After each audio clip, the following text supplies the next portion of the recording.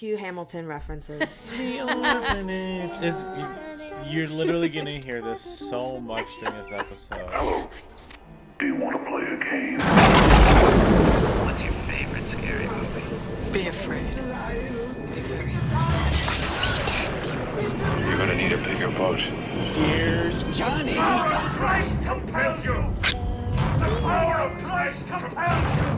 Whatever you do, don't fall asleep. Welcome to Talking Horror with Jamie and Nikisha. Hi, I'm Jamie. And I'm Nikisha, and this is Talking Horror with Jamie. And Nikisha. Where we share our love for spooky things and talk horror through the lens of human behavior. Welcome, everyone. Glad to have you here with us. I hope that you have your lenses on, your ears open to all of the things, because we are talking about the 2007 Gothic supernatural Spanish horror film, The Orphanage. Cue Hamilton references. The Orphanage is. You're literally gonna hear this so much during this episode. I brought it up to Brian, and I was like, "Oh man, is Nikisha gonna get annoyed? How many times can we do this before Nikisha just clicks leave?" It's like, this is enough. I am on vacation right now. Yeah. We are not talking about those orphanages. We are talking about these in this movie. This The orphanage. Yeah, no, not gonna happen. I mean, you know, once or twice is cool. It's cute, you know. It's fine, and I get it. It's a cultural moment, you know. Of course. But we are talking about this orphanage here, and it is directed by Spanish director J.A. Bayona in his directorial feature film debut, and it stars one Belén Rueda, Fernando Cayo, and Roger Príncipe. Now, heavy spoilers for The Orphanage if you have not seen this movie. And Jamie, there are a few trigger warnings. Can you please let us know what they are? Yeah. I mean, I would say like the theme of adoption. I mean, this movie centers around an orphanage, so there is references to adoption. There's references to HIV status. There is a very creepy woman doing creepy things. Very unsettling. But also, there is an image of somebody getting hit by a car and then, like, what it looks like after. Jump scare warning. Yeah. Yeah, it's I'll just say, I say it often enough, but I don't like when mouths are too big, and this certainly is a big old mouth. What a specific thing, too. I don't like big mouths. I don't. We talked about it on Smile. I don't like it when mouths are opening too big. It just, like, I don't know what else to say about it, but it weirds me out. In the Ouija prequel, it weirds me out. I can conjure up Saint so Maud. many things. Yeah. Oh, big mouths. Shut it down. Keep your mouth small. Shut it all down. There is there's a spooky child. There's ghosts in this, but also like a child wearing a mask that you later see has like a deformity on his face, and just references to child death throughout. Yeah. Lots of child death. Lots of child death. If you do not want to hear about children dying in a variety of ways, this might not be for you. This movie is sad. It's very sad, and I can't always talk about the ending too, because I just want to know your thoughts about it. I mean, it left me a little questionable about the whole thing, so I'm excited to get into it. But before that, I mean, also, in a good way. I did forget. There's also like reference to suicide. Yes. Yeah. Great. Well, before we dive headfirst into the abyss that is The Orphanage, producer Brian, please give us some words. Sure. So it is Hispanic Heritage Month, from starting on September 15th, I believe.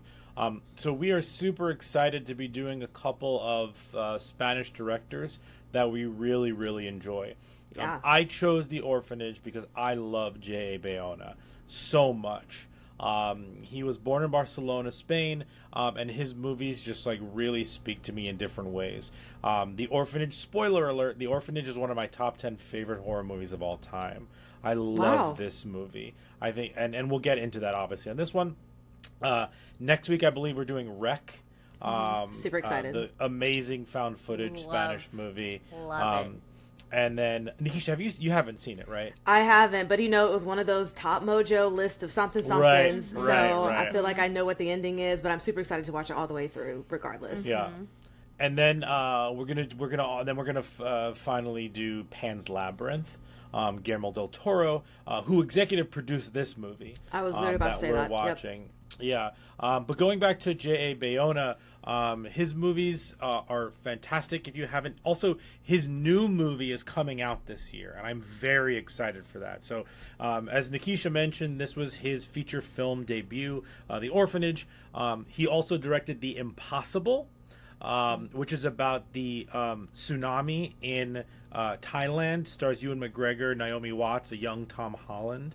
I really weirdly great. got it on my TikTok recently. Oh, like, really? Right What? after we finished The Orphanage. You know how like TikTok will like spam you with like part 1 of 12 of a movie. Yes. And I got The Impossible, and I was like, that's weird algorithm. Like, how did you know that I just watched this other movie?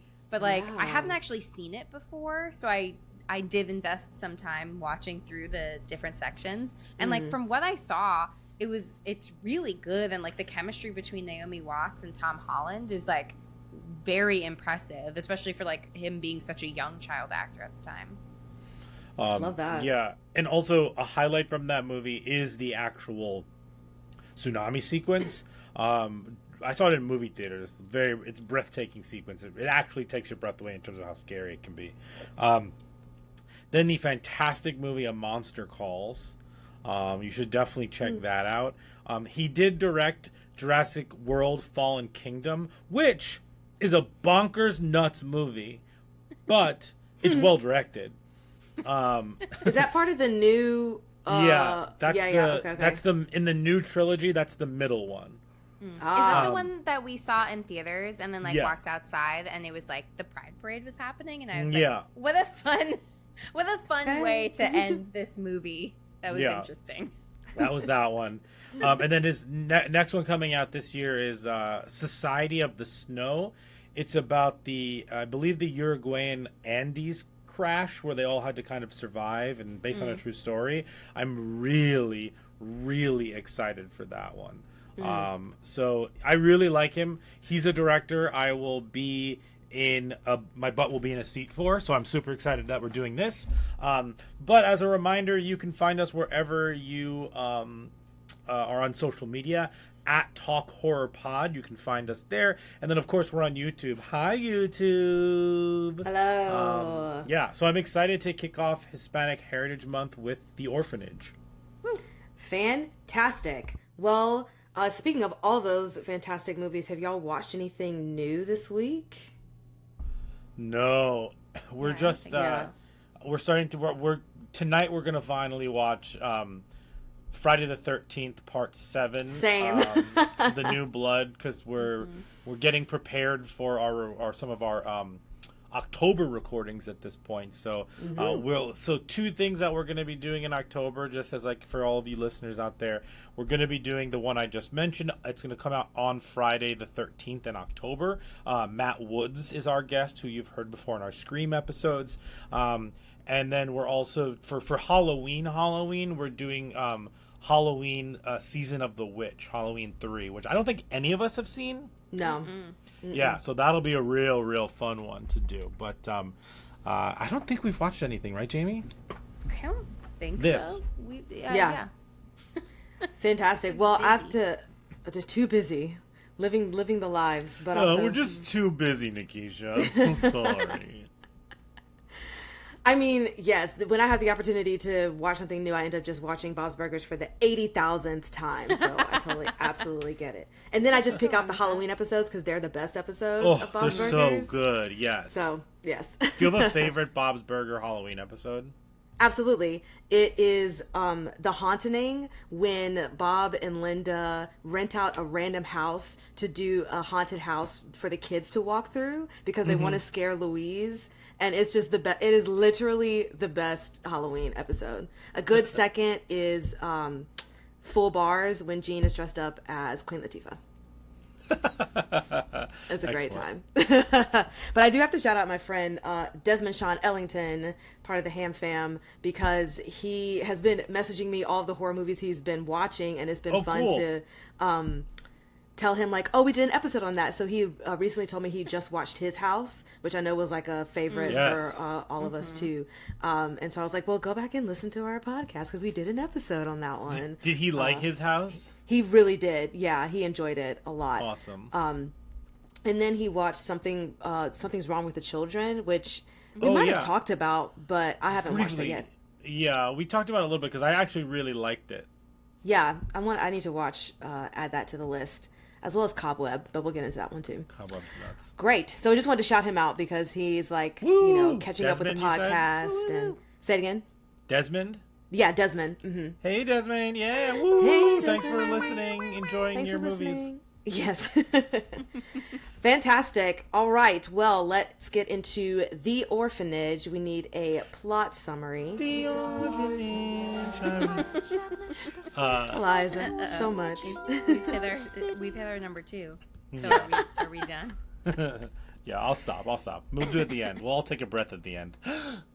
Oh, that's genius. We all take the gasp at the end. Absolutely. That's great. I guess Hamilton spoilers in this too. If you didn't All know, right. it's Okay. The Orphanage. All right. Producer Brian, What's the plot? are you ready to give us your best plot summary in 2 minutes about El Orfanato, aka The Orphanage? Yes. Yes. Good. Yes. Woohoo. Ready, steady, go. So the movie opens with orphans at an orphanage. In the past, they're playing a game like a red light, green light type game, and it's just very eerie. And then we get the title sequence, which is actually the title sequence is actually pretty cool with like the pulling away of the wallpaper. Anyway, that young orphan is now older. I believe she's 37. They say. So she is now a mother. She moves back to the orphanage, which has closed down, to open it back up again for children with needs. She and her husband adopted a kid. Her husband's a doctor. They adopted a kid. And we find out that child has HIV, is on pills, but does not know he's adopted. As they're setting up the orphanage to kind of reopen it, the mom and son go down to the water. He goes into a cave. And he has invisible friends, and she just thinks he meets another invisible friend in the cave. Anyway, he invites the invisible friend back. During the party, the welcome party that they have to reopen the orphanage, he finds out basically before then that he's adopted, and so... it doesn't go way over 2 minutes. So he finds out that he's adopted, and it's a little bit spooky because there's a scavenger hunt that the mom thinks that he set up, but it's actually maybe the little boy Tomas who he met in the cave. Anyway, so they're back in the house, and she slaps him for being saucy with her,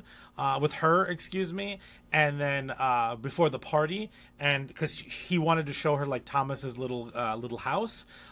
Anyway, and then he goes missing, and they can't figure out who it is. But before then, an old woman comes to the house posing as a social worker, asking about like his status and stuff like that. And so all of that is that's super weird. Anyway, yeah, I'm way over 2 minutes. I'm so sorry. This one actually has a good amount of plot. Yes. So then she hears something at night, and thinks that everybody thinks that she took Simone, which is the little kid. So what happens is she finds her on the grounds of the orphanage that night, or the night beforehand. I don't remember at what point that happens. Maybe before the welcome party. Anyway, they cannot find Simon, and we don't, and it's just no one knows what happened. Flash forward 6 months later. They still haven't found him. Both the mother and the husband are distraught. He's trying to move on as much as possible. She is not. For better or worse, we can talk about if that was, that in brains. Anyway, this is taking so long. Sorry. It's all good. But anyway, she thinks that long story short, she thinks something supernatural is happening in the house because she actually sees Tomas at one point. What we find out is that the old woman, was Tomas's mother, and Tomas was born with this facial deformity, and he put a mask on the kid. He lived in the orphanage because that old woman was one of the aides at the nurses at the orphanage, but he lived in the basement. What happened was the kids were playing a trick on Tomas and took his mask off while they were in that cave, and he would not come out because he was too embarrassed, and he drowned in that cave. The mother was so distraught by this that she poisoned all the orphans that were responsible for this. This happened after Laura was adopted, so she didn't know that this happened. She finds the bodies of the orphans on the estate through one of Tomas's supernatural scavenger hunts, finds them in there. They call an exorcist kind of to come to the house, or a medium, and that's who kind of figures all of this out. Anyway, in the end, she tells her to you hear them, but you're not listening. And so she decides to get close to death by giving herself sleeping pills. And she's able to see all of her friends again. And they lead her to Simone, who is actually in the basement. She accidentally put these heavy pipes in front of the secret door that led down to Tomas's room, and while he was down there trying to escape, he falls off the balcony and basically dies. So he's been dead in the basement for these 6 months, and so she is wildly distraught, and she ends up in order to kind of get closer to him, there's a whole sequence at the end where he's alive in her arms because she's kind of crossing over because she's kind of dying, and she just completes the job and basically allows herself to die, and she ends up becoming the nurse, the head of the orphanage, kind of in this in-between afterlife. And so I missed a couple things in there, but they somehow see the old woman when they're in town, and she's killed. And her face is big mouthed. And that's the smiled. She got smiled. That's the orphanage. She got smiled. That's the plot. Okay, yeah, I mean, there is a lot of plot in this, Brian. So, rightfully so, you kind of have to get through everything to see what it's truly about. Because I will say, when I was watching this, I was not expecting so many twists and turns within the plot. And I'll talk about that in our next segment, Likes and Gripes. And now our likes and gripes. Whoa. So, You should go first because it's your first time seeing it. Yeah, yes. you should. Okay. So, well, just to piggyback off of what I was saying before. Well, did you like this movie? Yes. I did. It was so many twists and turns that I did enjoy. I will say, the ending, like I had stated previously, left me a little because, not because it was bad or good, but it was just because, this is a sweet moment that's happening, but everybody is dead. I don't know how to feel. Yeah. I think that's part of the reason why I love this movie. The ending is pulls you in so many different directions. It's so many. Yeah. Which is a good feeling. I don't think a horror movie has made me feel that type of way in a long time, as far as conflicting feelings of, this is so peaceful and beautiful, but aren't they all dead? This is so tragic, especially finding Simone in the basement, and that whole entire shot of her holding him and like asking him to close his eyes, and then she has her eyes closed, and then she opens her eyes and you can see that she's back kind of in the real world. And then the falling of the blanket, like goosebumps, because he's not in her arms anymore. And that whole sequence was like, this is wild. But like I was saying before, because I'm getting sidetrack. Initially, when I started this movie, I just thought, oh, okay, orphans. Oh, she's moving back into the orphanage. That's a little creepy, but I get what you're trying to do. Sure. And I just thought that there was going to be kids haunting the house. Like, it was going to be just a haunted house. And then she has to figure out. Straight up Yeah. haunted house. Like, because the movie presents as that. Like, it subverts your expectations throughout a lot. But, like, it presents as just like, okay, like, her old orphan friends are going to be spooky. Exactly. And then she has to figure out why, why they're spooking the house. And, maybe they'll kind of hurt her son, but not, him be completely missing. Yeah, like Sixth Sense-y. Yeah, absolutely. Totally. So in continuing to watch it, and that old woman coming in, and how creepy it was to realize that this old woman that you let into your house is not who she says that she is. Like, that is a great fear, because someone just found out where you lived for whatever information they needed to get out of it. That was just so creepy. So I kind of was happy that she got what she deserved in that car scene. And I thought the makeup for that was absolutely amazing. And I'm glad that Agreed. they showed the actual face, because at first you could kind of see it, but then they like cover it up, and I was gonna rewind to be like, oh wait, I want to like see the face and see, but then it's like, let me just keep watching, and then it's like, nope, they're gonna give a whole 2 minutes of you just looking at that that face, that dismembered face. And the makeup was just absolutely excellent. And I think I covered. Scavenger hunts, absolutely love. So that whole sequence when they're initially doing the first scavenger hunt. Yeah. I was like, oh, because it's rules, and then the rules are gonna come back later. So when she finally was like, okay, there's paranormal activity that's happening in my house, I was like, girl, go back to the scavenger hunt, follow the rules. They're leaving you clues. Yeah. Right, especially like, let's when Scooby-Doo this. Let's figure it out. Let's get into it. Like, you found the doll that was in his bed or whatever, and it's like, from there, it's like, all right, come on, let's get this thing started. Yeah. To piggyback off of what Brian said during the plot summary, I really enjoyed the opening sequence of the ripping of the wallpaper, but then having it be recalled when she's ripping the wallpaper to find the secret basement, because you kind of forget that happened in the first scene. And usually things of that nature will come back later on in the movie, and so I just like that it came back later when she's like trying to rip the wallpaper to get into the thing. And like I mentioned before, it was so sad to realize like how he actually dies, because you want to kind of believe that it was all paranormal in a way, but but if you take all of that, you can take all of that out, and it just be like, it was just a terrible, unfortunate situation that happened. Him accidentally getting locked in the basement and then trying to escape, and that's all the noises that she's hearing. When you think that the noises are just like paranormal kids, it's like, no, it was him trying to escape.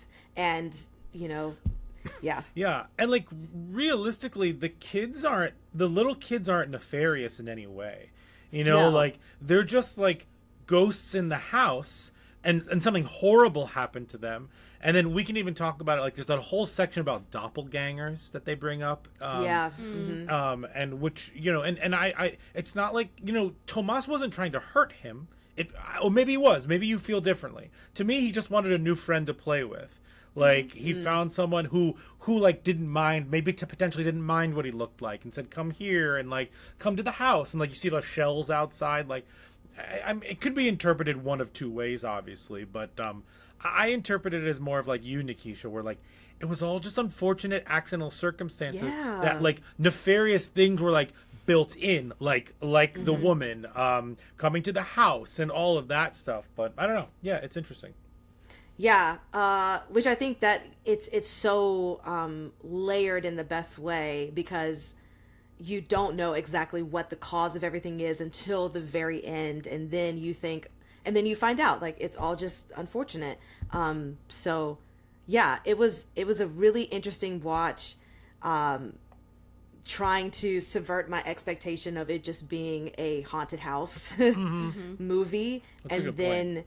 I think that by the time the the 6 months had passed and they had brought in the medium to come in, then it really picked up for me as like, oh my gosh, this is what is going on, what is about to happen, because now you have like all of this. I mean, and even the lecture guy that was talking about the doppelgangers was like, well, we can't just like hire an exorcist. And I'm like, is there an exorcism that's about to happen? Like, what is going on?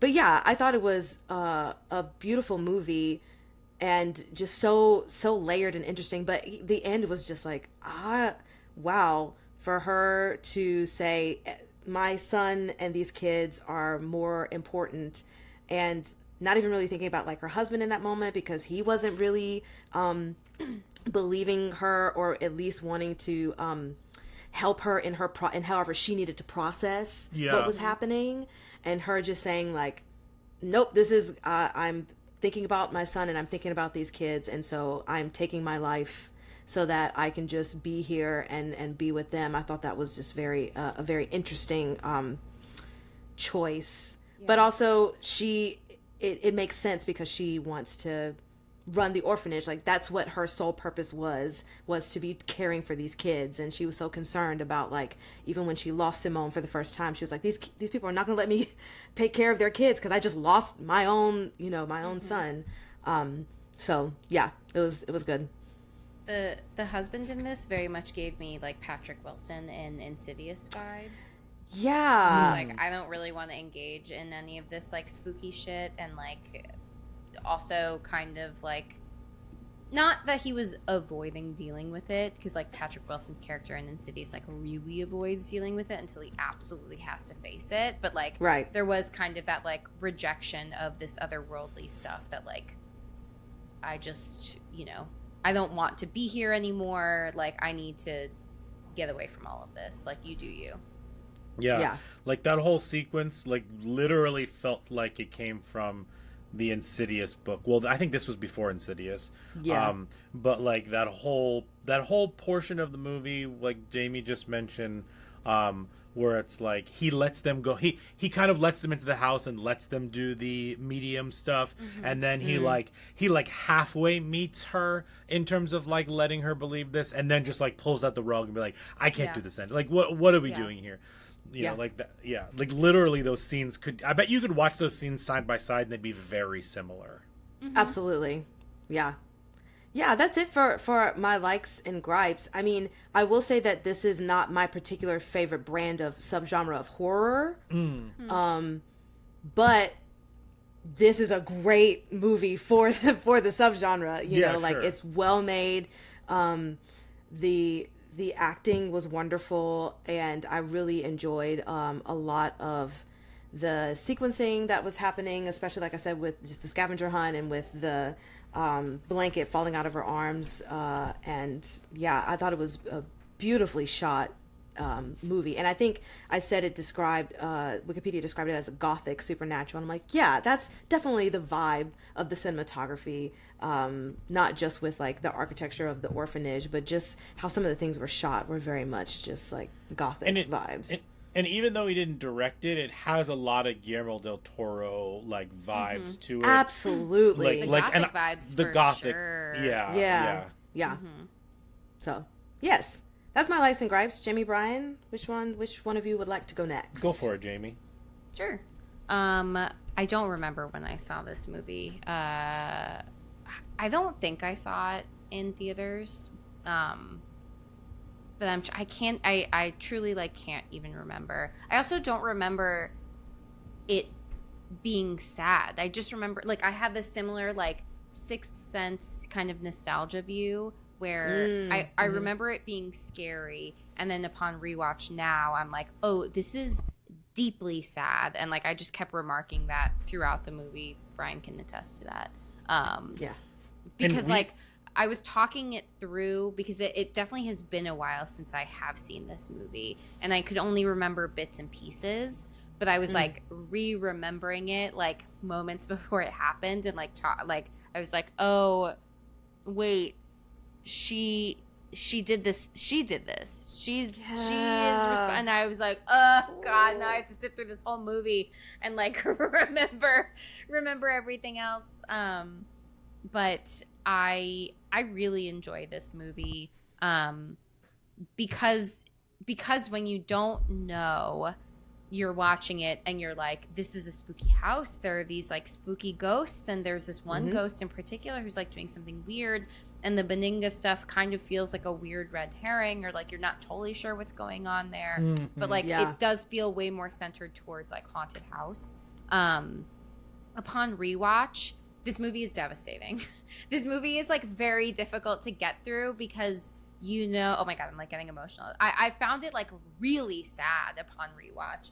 You know, so early on that a very quick action like is what led. I mean, and it's all just it's just circumstance, and it's an accident, but like it's just so deeply upsetting, and like just the timing of it too, where like you said, like she really wanted to. She's always been drawn back to this place. She really wanted to reopen it under this like new circumstance, and then like kind of shadowed by the loss of her child. Not like that she doesn't know yet that he is dead, but just like that he is missing. Has like overshadowed this thing that she's trying. But it also makes me think like there's always been something like sinister about this place because of what happened with Beninga, and like that's what she's discovering later too. Something that is also deeply upsetting about this movie is the scene when the medium comes and does the seance, and you can't see the children, and I think that's actually really powerful. You can hear the children, and you just see the horror in her face, because also it's like, how many times are we gonna see like dead children or dying children in this movie? Like there's probably also a limit to how much they can show. Also, can I get a rating check on this movie? Oh yeah, sure. Because again, like I think that there's probably my guess is like there's probably a limit to how much like explicit visuals of child death we can see without this moving into like an NC-17 rating. So like, you know, they have to pick and choose, but I almost felt like because we didn't actually get the visuals of the kids, it was even more powerful. Yeah. Because we're like getting everything adjacent to it. And that also I think is a really moving moment of the film, because, you know, in other similar types of movies maybe you get people who like want to take advantage of those in need or like those in distress. And I feel like in the beginning, before that scene, the medium, when they meet with her, has kind of that vibe. It's like, oh, is she like legit, or is she just taking advantage? But then watching her like emote that whole experience of being in the home, oh, that was very loud. Watching her emote being in the home is like deeply moving, and then like you can see her just care so deeply and like have great empathy for the children, like for that whole experience. It's just like it's really a lot. And I feel like if we also saw dying children like being poisoned, it'd be too much. Like, that's just too much. Like, I'm sad enough, I don't need that. That's too much. I have a question. Yeah. Then on that, do you guys think that the medium did see Simon and just didn't want to say anything, or do you think that That's a great question. No, I don't think so. Yeah. Okay. Sorry, go for it. No, I mean, yeah, I don't think she saw Simon. I can't really say why he wasn't visible to her, especially when like that's what she was looking for. Right. She saw like something totally different. But this also makes me think of like another trope of like why ghosts remain in horror movies and like the circumstances of their deaths. It comes up a lot where it's like you get a lot of like, this may be a silly example, but like The Grudge, for example. Oh, I just lost my earbud. The Grudge, for example, where it's like the rage that happens, you know, spoilers for The Grudge, but like the rage that is there at the time that like a murder is taking place, it influences the ghosts, the spirit that's left behind.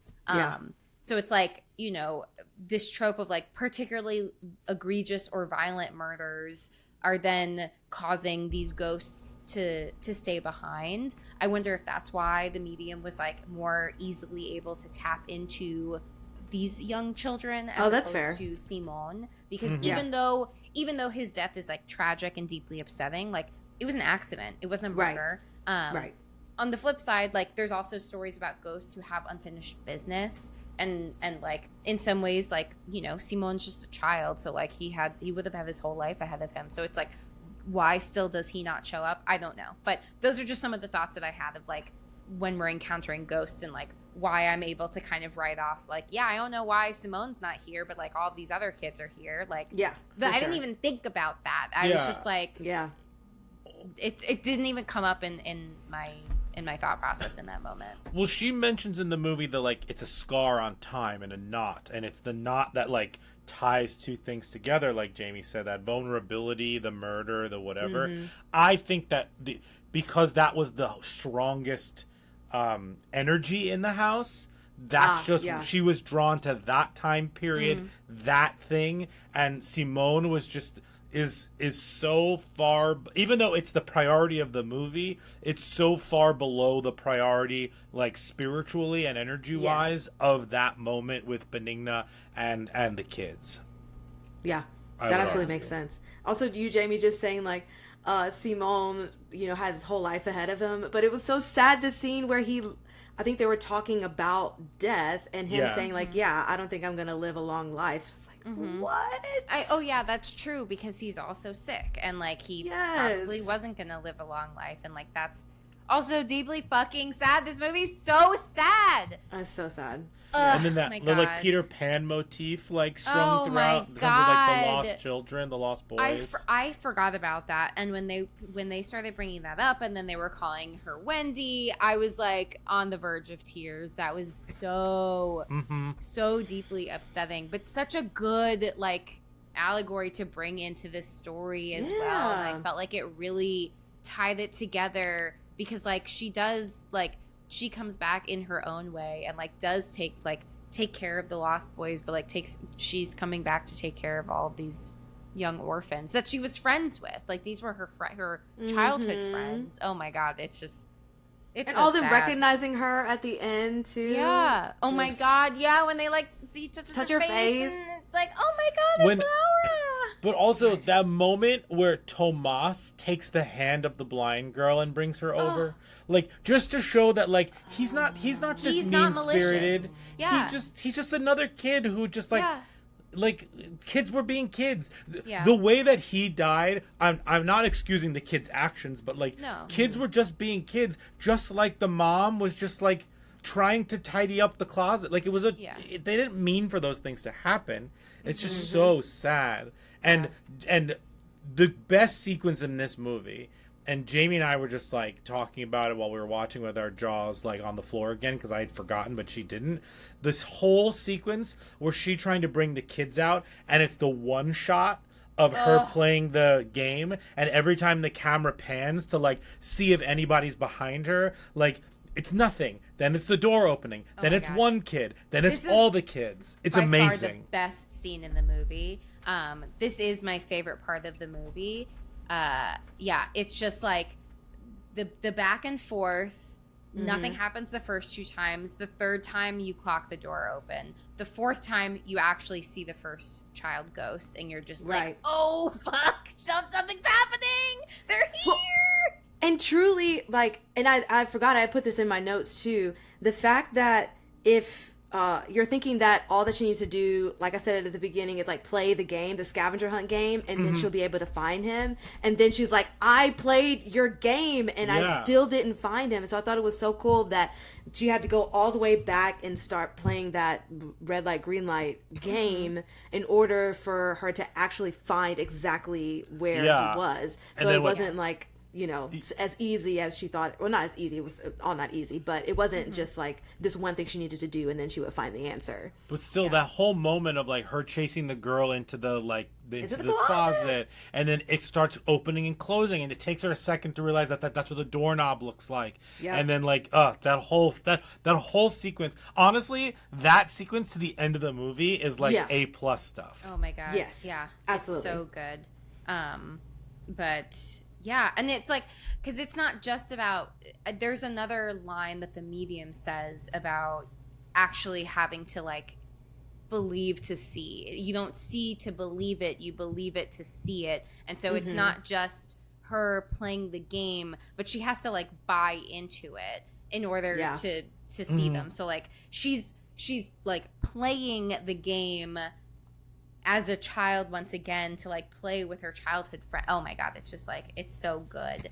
And then I also like how the camera shifts slightly so that like when all of the kids are getting closer to her at the last one shifts, so you actually, because you see the little boy who was in the front, but then you don't see him anymore. And I was like, oh, I remember he's gonna pop up and do a little jump scary tap on the back of hand. Hello. So I do like that they shift the camera so that he's out of view. You can still see the other kids, and then he's just like a hand tap.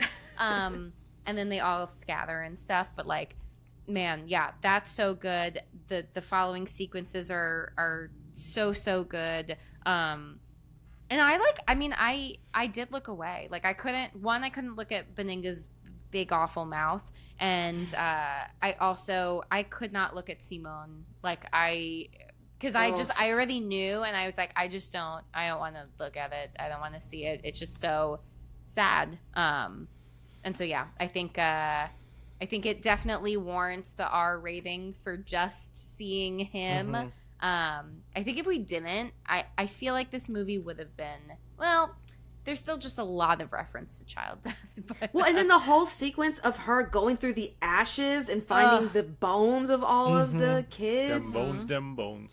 Them bones. Oh, man. Yeah. So sad.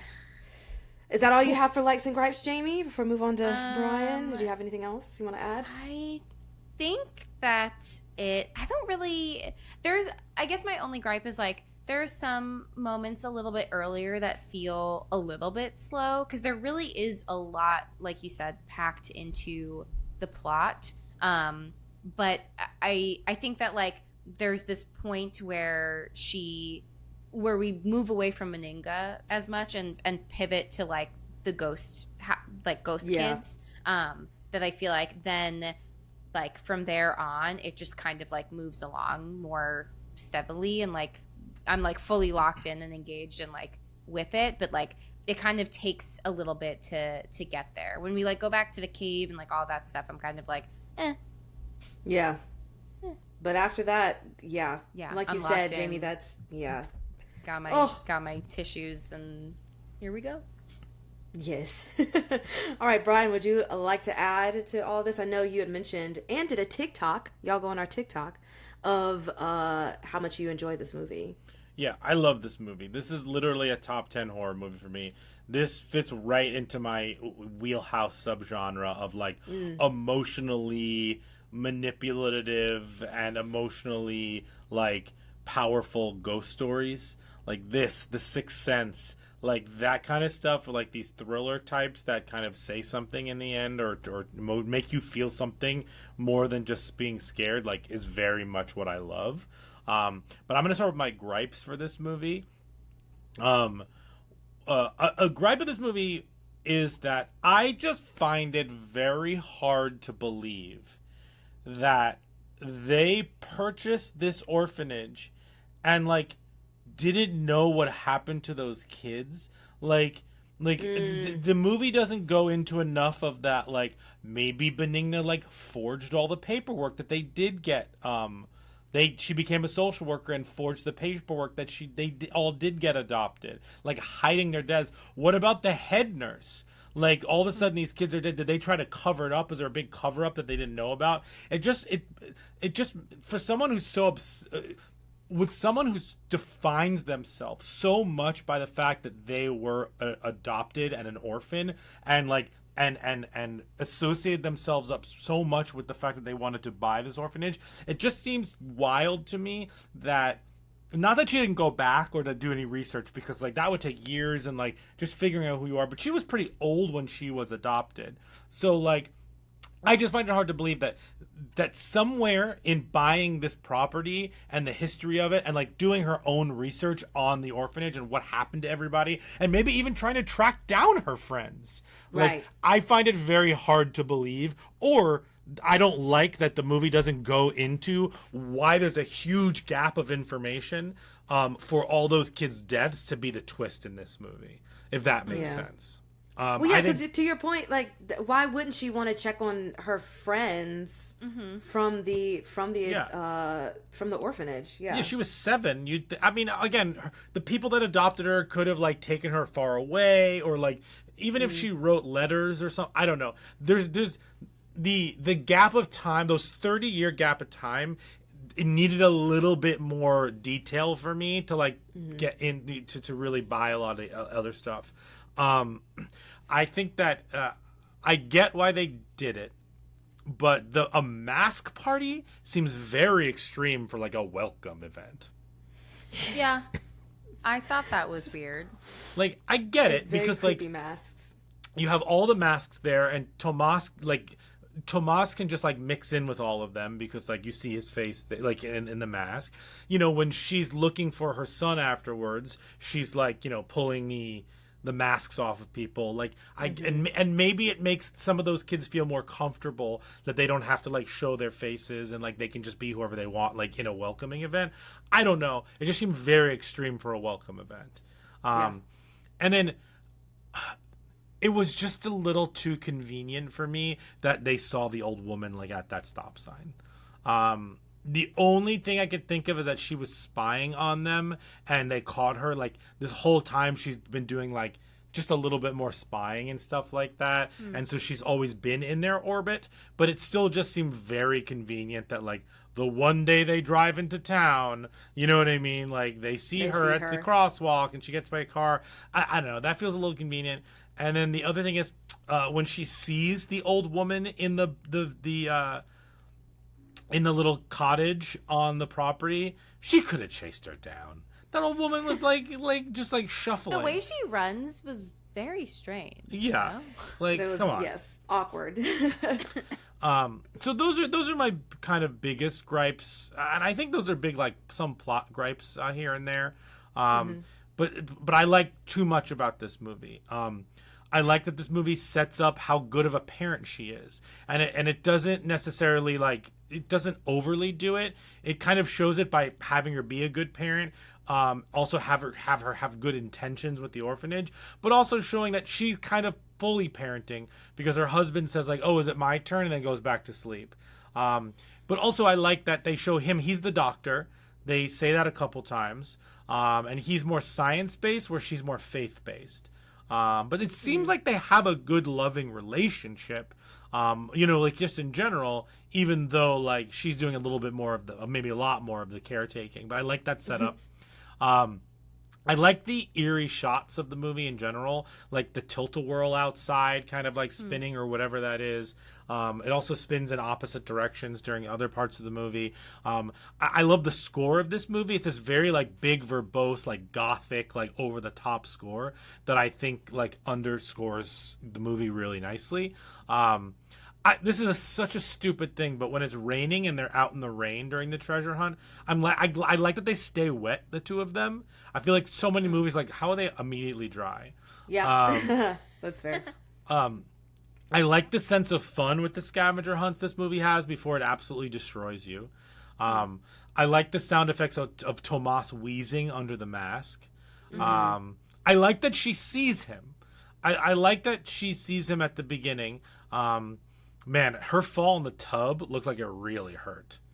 Ugh. I like that the husband believes her to an extent in certain points. Because I do think that the husband at one point actually thinks that the house is haunted. But he says, this is not helping us. They're using us because they wanted to come into this house and see the ghosts.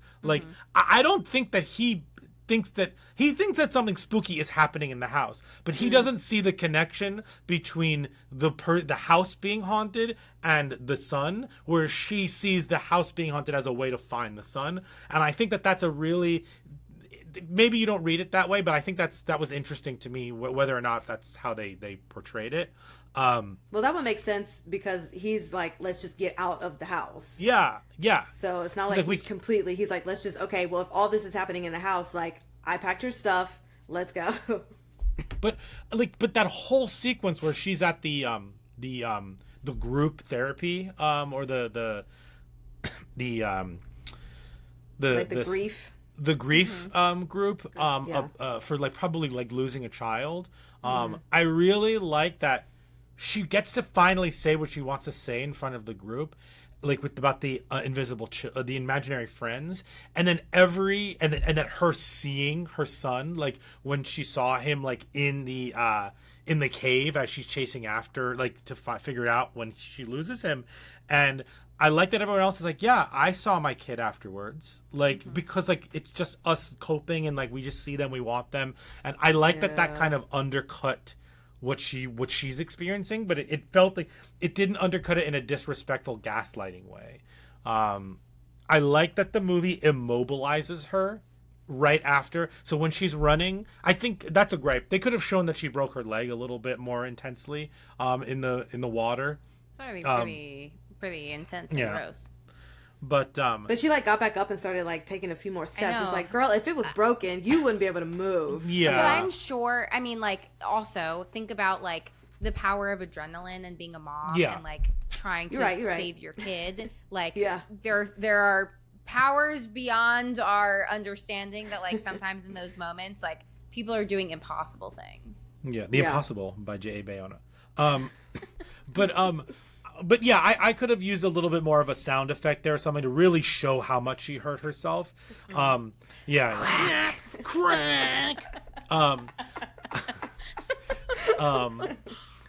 Because maybe if she wasn't in the wheelchair afterwards, she could have searched the house a little bit more. Maybe she could have, not that she would have found him, but also the fact that she couldn't get down the stairs when she heard the banging. That's almost that also is another level of oh my God. Also, there were a couple of gripes in this movie that I filled in the blanks for myself. How did they not hear him screaming and banging the whole day? But it's because he was playing with Tomas the whole time.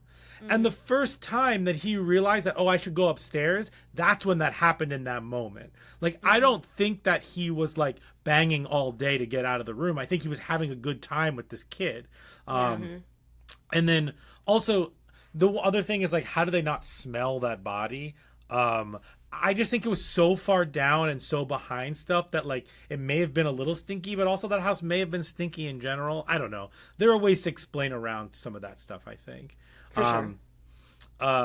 I really liked the hint of sinister found footage and in this too with the all the kids. The medium scene was great. The echoes, the scares in those sequences were wonderful. I think I wrote here she's being driven mad, but it's believable from both sides. I could 100% see why she's being driven mad by all of this, but I can also see how her husband is seeing this. Where I'm not saying he's a good dude. I don't know. We can talk about that. But it's grief. This is the ultimate form of grief in some ways, especially when you don't have a body to be able to put a period on it. And she still has this hope, and he's he's like, we have to move on. Like we need to be functioning human beings. Like we will never know what happened. And you know, with all, and then mixing in all of the seance stuff kind of also elevates that kind of pull between the two of them. And I like the concept of like getting closer to death to communicate with them. And speaking to the end, I love how sad this movie makes me feel. I love how spooky this movie is. I like that this movie doesn't rely on jump scares. I think and I think that's a lot of the gothic aspect of it. And I think that the ending, even though I have gripes about how we get to the end at some points, to me, that the end is so powerful, it just shows that like the movie still gets the job done in the end. And this is definitely a movie I wish I could see for the first time again, for all those twists and turns and stuff like that. But as Jamie said, the first thing she said was like, this movie is way sadder on rewatch. And I like the idea of like, I don't know if the movie needed to end on the husband like finding the chain and stuff like that. But on the flip side, listen, Jamie and I were talking, the husband probably goes back to the house at some point, finds her dead body cradling the son's dead body. You know what I mean? But he also knew that like this house is haunted. Like, to me, because he knows that something spooky is going on with this house, him being able to find that the necklace perfectly placed under a leaf, when he finds that necklace, it's his way of like getting the closure that she couldn't get. And so that like, I'm not saying that like he deserves to move on and like, you know, but like, you know, I think that's an interesting way to end the movie in general. I've also been watching a lot of movies with like spooky seaside towns with lighthouses, so like I'm very into that. Nice. But that's why I love this movie so much. Yeah, it's such a sad movie, and I can't imagine like the both of you talking about a rewatch and knowing all of this stuff, because it happens so early on when she knocks over those things in the closet and puts them back up, and the majority of the movie you're just like trying to figure it out with her. I can't imagine on a rewatch just knowing like this is where it's going. But also depressing. To quote Jamie while watching this movie, she has the same glasses. My god, yeah, when they show the picture of Beninga when she's like younger at the home, and then you see her like older, and like it's the same exact, as somebody who owns way too many pairs of glasses, that was the least believable thing in this movie. That is hilarious. They had to let you know it was the same person. Yeah, same glasses. Not gonna change. Hey, it helps more than whatever they did for Nikisha and I in the House of the Devil. Yeah, that's fair. You knew who it was in the picture. Yeah. Yes, did not know who those people were in that picture in the House of the Devil. Okay, great. Well, let's move on to our next segment, which is brains.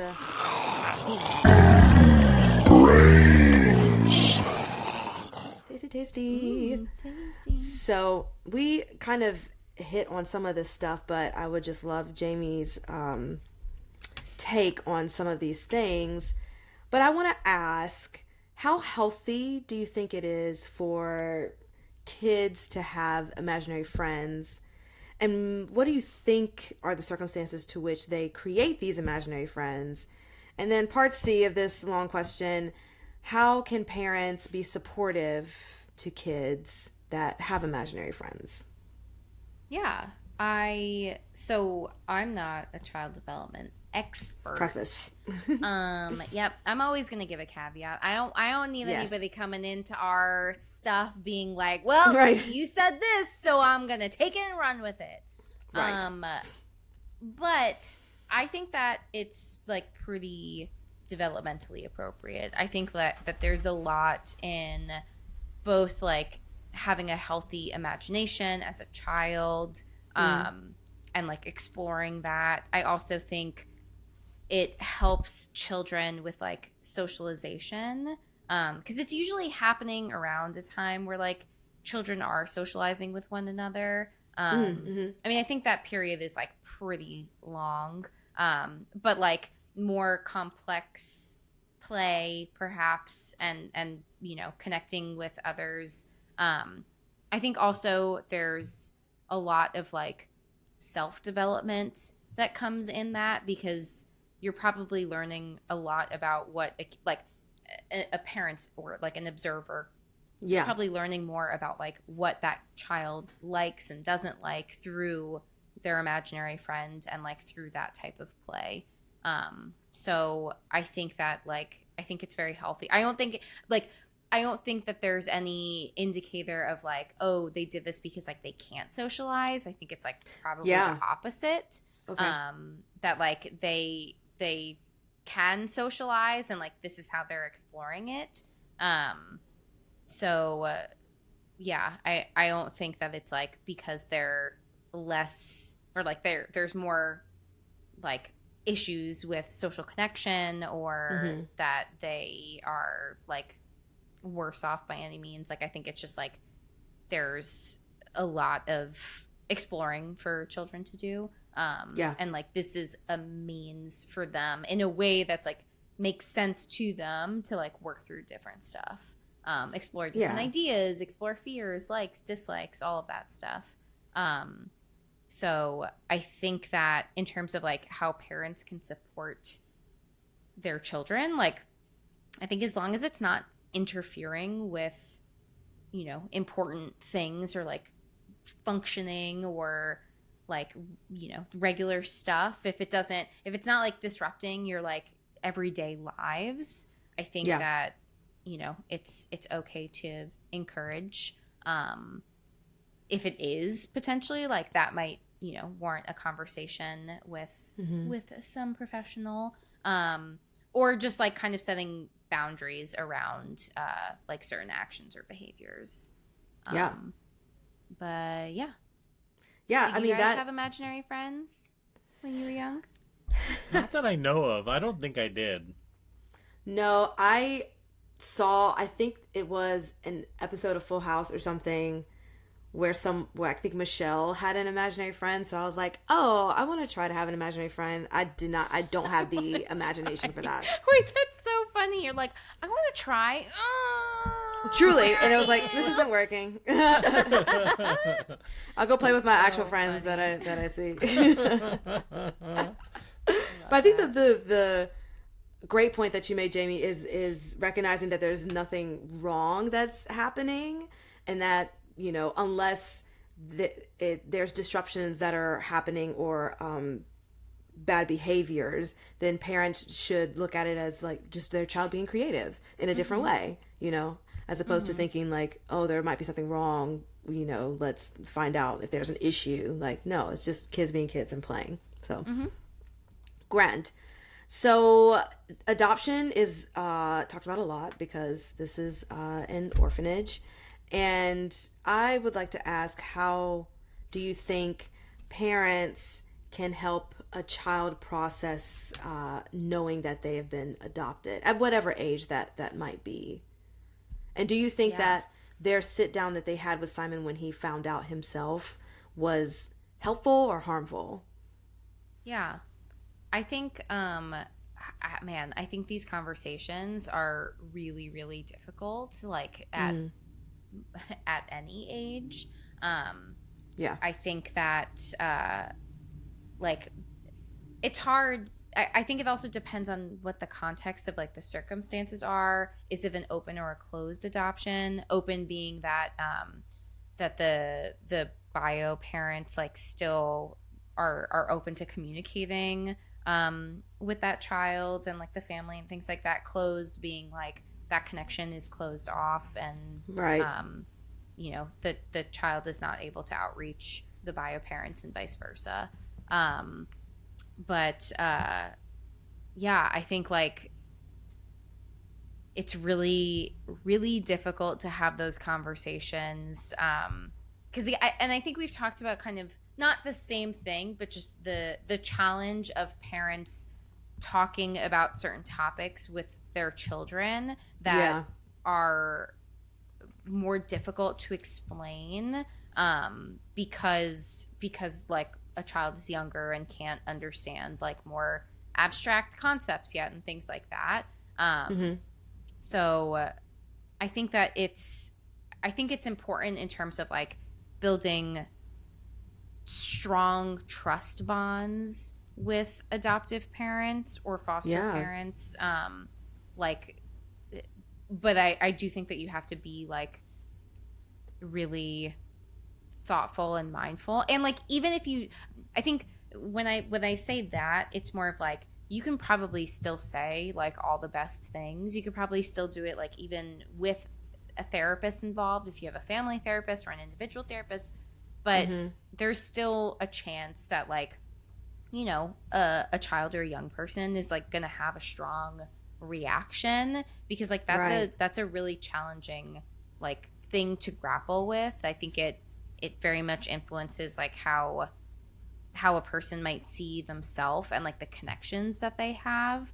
Like, you know, I don't know how often we've talked about like attachment styles or attachment theory, but like so much of that is rooted in early childhood connections with our parents. And so and this is just like I'm going on a limb here with this, but like, you know, one thought is, if you feel like there's this loss of trust in the people that like you're supposed to be able to trust and rely on, how does that then like play out in your relationship with them, in your relationship with others? Like, this piece of information is so big and like has the potential to have like a great ripple effect, not just on relationships, but like on other elements of their lives. So like I just think that like it's such a precarious topic to have a conversation around, because I think that like I definitely think that there should be therapy always, but like especially in those conversations, like a space for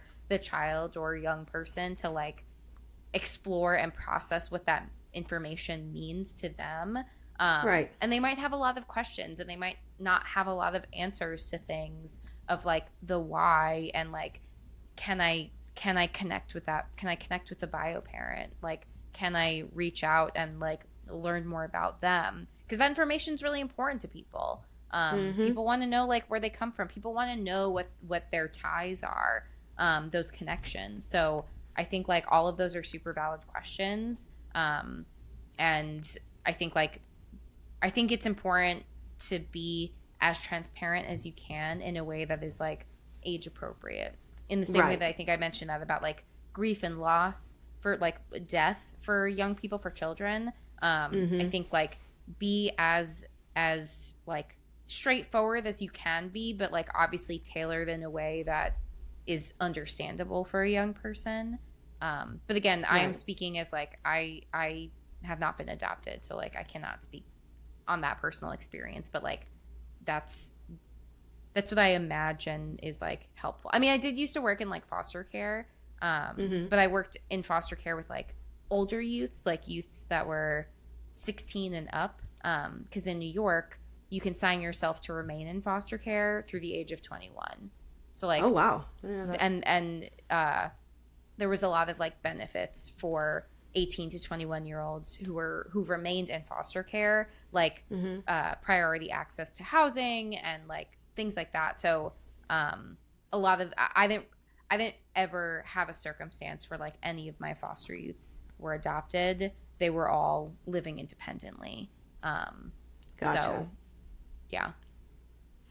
yeah, well, transparency is key, you know, just being open with as open as you can, like you said, Jamie, without it being, you know, within the age realm of what is appropriate to say to a child about that. Yeah, that's great. And just like anticipate the unanticipatable, because again, like any reaction is like pretty valid, but like yeah, it's like you can say the best response ever, but that still doesn't necessarily, like, however a young person feels hearing this information is like going to be valid. Right. Exactly. Great. Well, my last question is, and Brian kind of mentioned this, it's the finding closure when you don't have, as Brian stated, a period at the end, not knowing the outcome. So I just wanted to ask, how do you think a person could find their own closure when losing someone if the situation is that, you know, they're missing or they can't be found or they don't know exactly what happened to them? Yeah, that's also a great questions. Great questions. Yay! We did it. Woo! This is the last episode. We did it. We never top this. But yeah, I mean, like, man, as humans, like, we like things to be tied neatly with a bow. We do not like Absolutely. things to remain open-ended. We like things to be resolved. This is like, I can imagine just like incredibly difficult to just not have the answers, to just not know.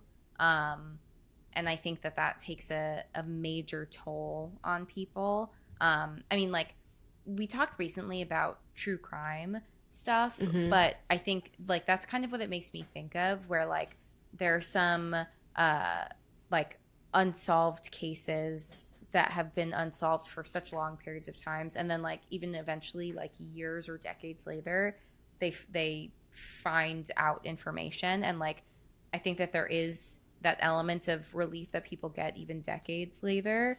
Yeah. And so like I think that just shows how much of an impact it has when you just don't know. That being said, like, you know, it's still a loss that you're grieving, and so like you're thinking about it in a similar way of grief. I know for some they might not want to, that feels like an acceptance that they might not want to like accept, because it's like defining something that is not yet defined. It's like if I start to grieve, you know, my missing child, then that means that they're dead and I'll never reconnect Like this with is them over. again. Yeah. Exactly. And like, you know, understandably people don't want that to be the resolution.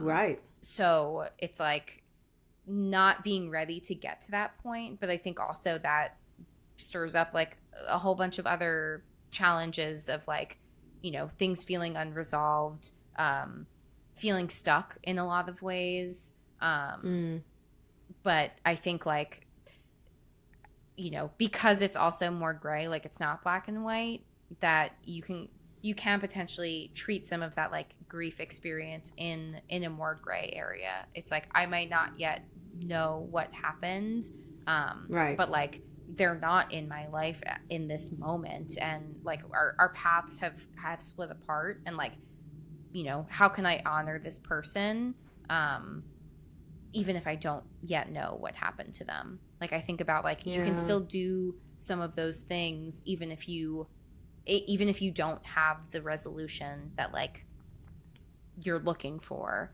and that I think can still be really powerful. But again, it's like even looking at this movie, Laura was so dead set on like, I need to know, I'm going to solve this. Like that's all that mattered.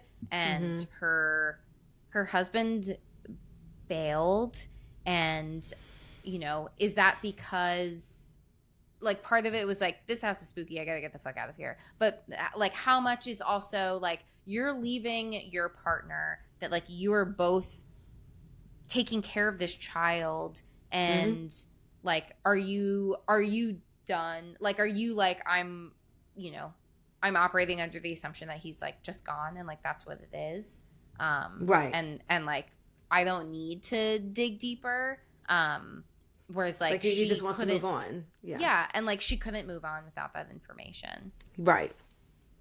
Yeah. I mean, sorry, go ahead, Brian. No, do we think he's a bad husband? Like, does he belong in the Hall of Fame of bad horror husbands, or do we think maybe he'll be on the ballot, but he's never voted in? I love that. Yeah. This one's really hard because I think about like similar situations where, I mean, I can see their relationship just like never. If she didn't die, I could see their relationship never recovering from this. But I don't think that necessarily means that he makes the bad husbands list, because like he's processing in his own way. but I think that he is processing it. I just think that he's not as like, hardcore steadfast in like, I need an answer and I truly cannot move on unless I know. Like he might not be doing that, but I don't think that means that he is a duty head. Sure. Yeah, I agree. I don't think that he should be put in the group. Like you said, Brian, just on the ballot, not voted in. Cool. For sure. That's all that I had for Brains. Brian, did you have anything to add? I mean, we don't have to talk about we can talk about it a little bit, but a child psychologist is basically assigned to them to ask them questions to figure out what the mindset of Simone was, maybe to help them figure out like what happened to him. If there's anything to talk about there, I'd love to hear like what role that person probably played and kind of why they hung around for so long. Like why the psychologist hung around for so long? Yeah, I mean, wasn't she there like before the 6 months and after the 6 months? Yeah, because she was in the hospital bed after when Laura Broke her leg or whatever. broke her leg, and then with the medium. Yeah. I mean, I guess you don't know like Spanish law enforcement in general and how that works, but Yeah. like I just found that interesting, but what I actually found interesting is that person was like assigned to their case to help. A child psychologist was assigned to their case to almost help with the detective aspect of things, not necessarily with like. She worked for the police. Yes. So that's a thing, having like a child psychologist to help kind of figure out if like a child is missing. I don't totally understand what her role was here, but like, Yeah. I mean, there's definitely cases where like my experiences with mental health professionals has always been in the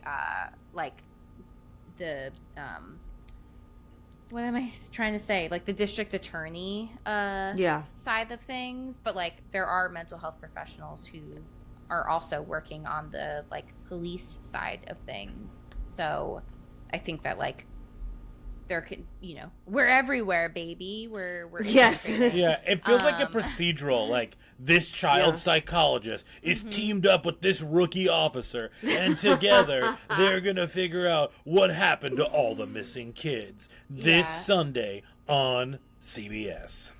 What I do think is weird is like how much information.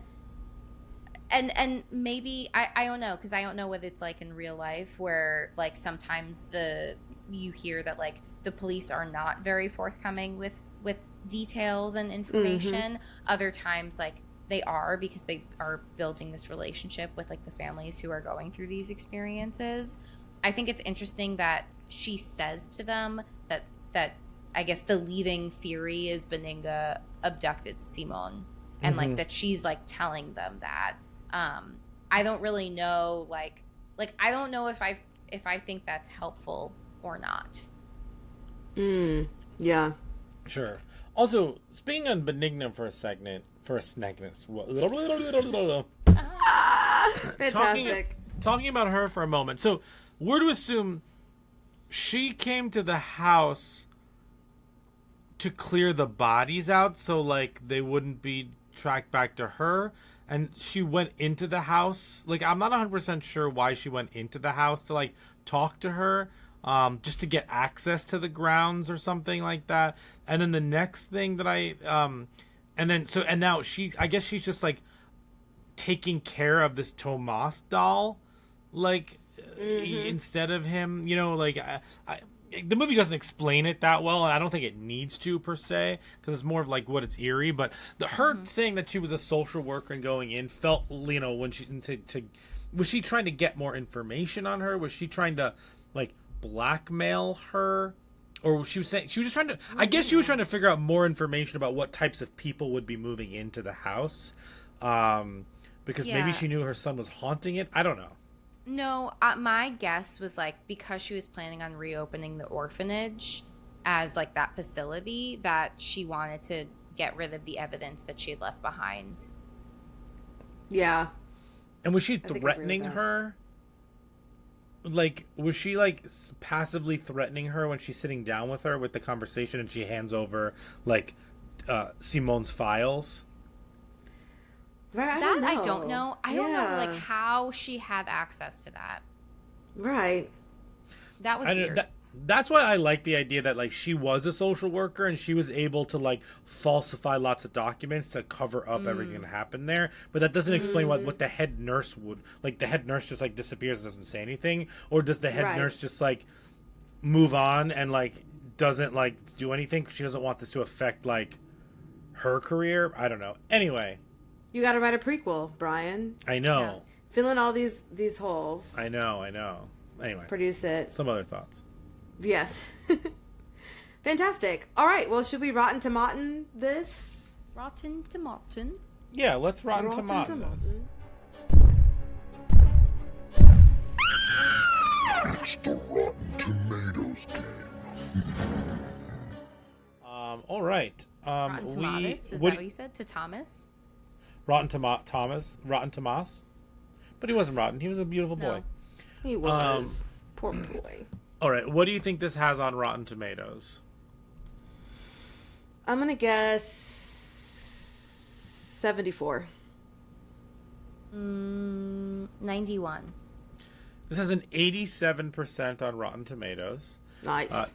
Deeply unnerving and surprisingly poignant, The Orphanage is an atmospheric, beautifully crafted haunted house film that earns scares with a minimum of blood. Yeah. Mm-hmm. That's a great description of it. I dig Yeah, it. I think so too.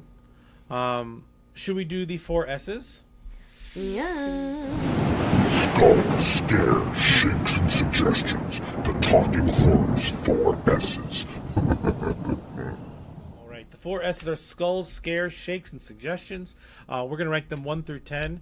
Skulls, how well this handles human health and mental... No. Human health. Human health. Human behavior and mental health. Yeah. Scares is how scary was it, and shakes is how much is it going to stay with you. So, Jamie, let's start with you. Sure. For Skulls, I gave this a 6. I think that for the most part, there's a lot of peopling. I think that, I don't know. I guess, yeah. I feel like there's maybe like some things here and there that's like, why are you doing that? Why are you doing that? But I think for the most part, like just the grief and like all of that is driving characters in like a pretty, human way. For scares, I gave this a 4. I don't think that there's like a ton of jump scares, but I think that just like the few ones that there are like so disturbing to look at. And that really freaks me out and has stayed with me. And for shakes, I'm giving this a 7. This movie is really, really good. And while I might have forgotten like some of the things, they all came back really fast. And I think that this is like a really just solid horror movie that does not need an English language remake. Just watch it. Just watch it as is. It is great as is, and I think like it doesn't. We don't need to keep doing this, please.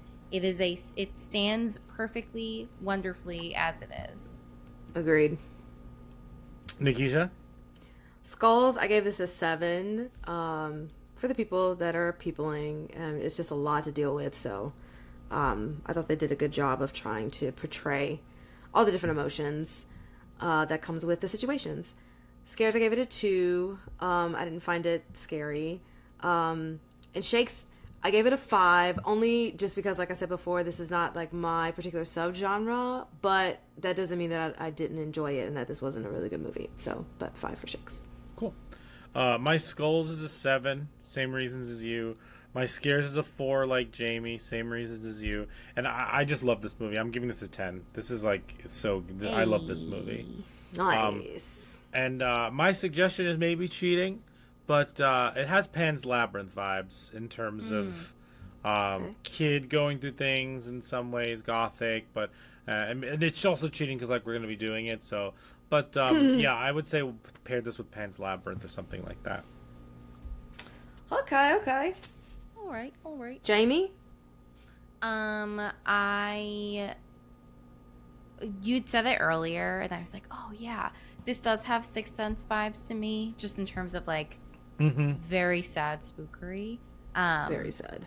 I also feel like it kind of has, speaking of films that definitely didn't need an English language remake, but here we are, Let the Right One In. I know it's like a totally different vibe in terms of like vampires versus ghosts, but I think there's something to be said about like, you know, children in horror movies and like the presence that they take up, and they're just so good. Yeah. Yeah.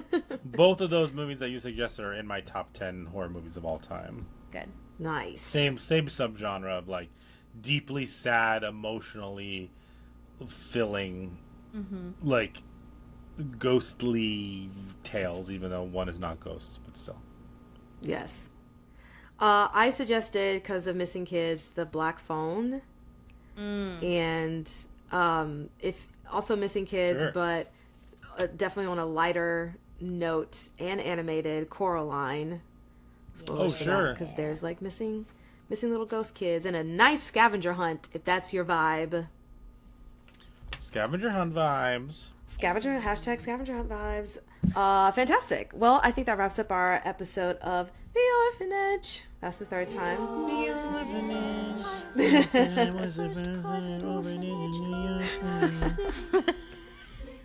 Is that how you do it, Nikisha? Beautiful. Do you do it just like Just that? like that.